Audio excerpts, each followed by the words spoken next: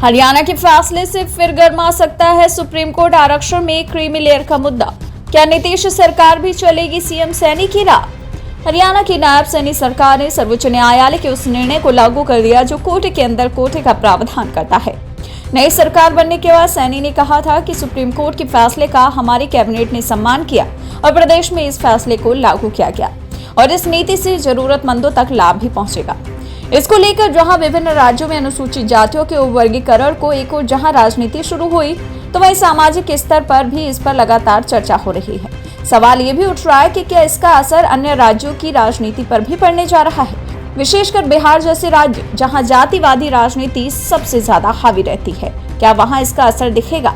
बता दें, मायावती ने इस फैसले का विरोध किया तो अखिलेश यादव ने भी सुप्रीम कोर्ट के फैसले पर आपत्ति जताई। बिहार की दलित जातियों के नेता माने जाने वाले चिराग पासवान इसके खिलाफ हैं, तो पिछड़े वर्ग के नेता कहे जाने वाले तेजस्वी ने भी इसका खुलकर विरोध किया।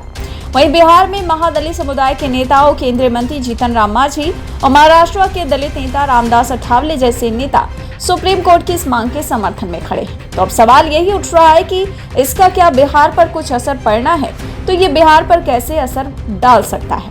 बता दें, हरियाणा सरकार के फैसले का बिहार की राजनीति में असर पड़ना स्वाभाविक है, इसलिए कि आरजेडी और कांग्रेस सुप्रीम कोर्ट के फैसले का पहले दिन से ही विरोध कर रहे हैं। आरजेडी इसे अगले साल होने वाले विधानसभा चुनाव में हथियार के तौर पर इस्तेमाल करेगी।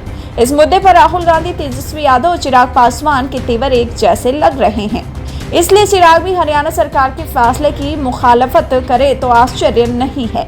हालांकि इन दिनों चिराग के सुर बदले हुए वे नीतीश कुमार के कभी घोर विरोधी थे, लेकिन अब उनके कशीदे पड़ते नजर आ रहे हैं और यही कहा जा रहा है कि चिराग पासवान भी गाहे बगाहे अब एनडीए को समर्थन कर रहे हैं और कहीं न कहीं अब हो सकता है कि एनडीए के जोर के चलते चिराग भी अपना सुर बदल ले और ये भी कहा जा रहा है कि जल्द इसे बिहार जैसे राज्य में लागू कर दिया जाएगा।